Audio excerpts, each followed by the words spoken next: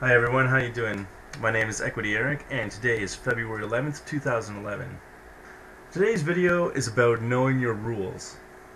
One of the most important lessons in investing is learning the ability to segregate your emotions from your actions. And one of the best strategies to do so is to actually set up rules for yourself. Here's a few basic rules to follow. Now before I get into the actual steps, I just want to preface these points by saying that it doesn't necessarily matter what your rules are in terms of the details, certain percentage points of lot stop losses and securing gains. I myself use 9% loss rule and 30% gain rule. I found that's effective for me for the investments that I trade.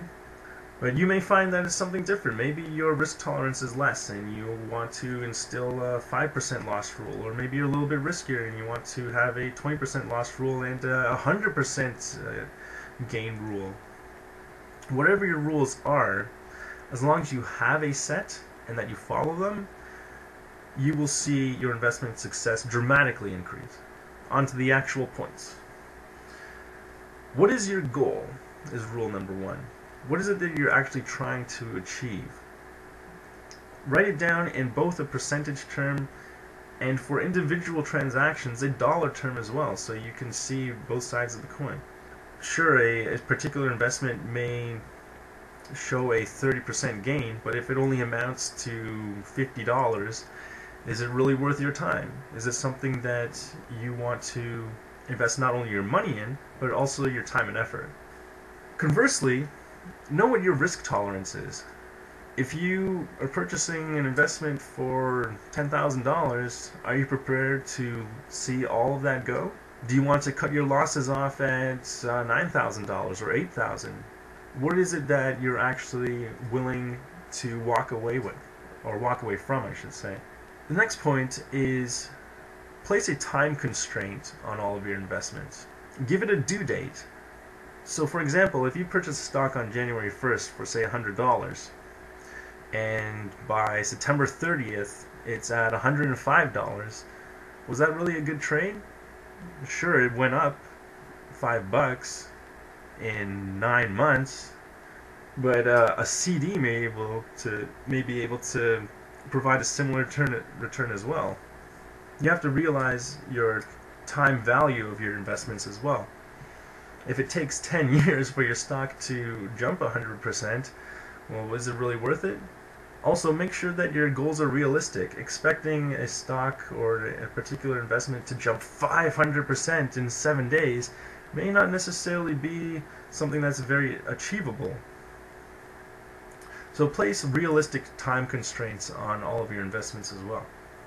Thirdly, if your investment achieves your goal, first off, congratulations. And secondly, this is time to reevaluate your goals.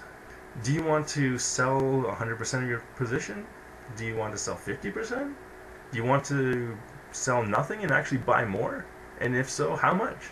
So reevaluate what you want to do and set new goals for yourself.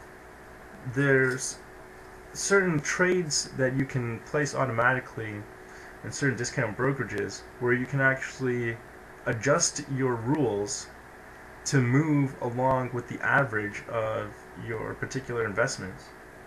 Something that you might want to consider. In either case, if your goal is reached, reevaluate and set new goals for yourself.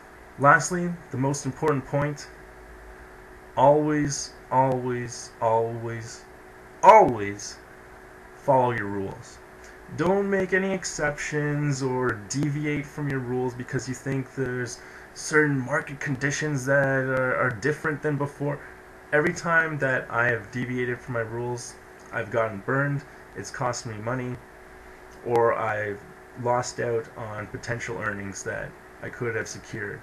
Every time I've followed my rules, I've mitigated losses and secured my gains.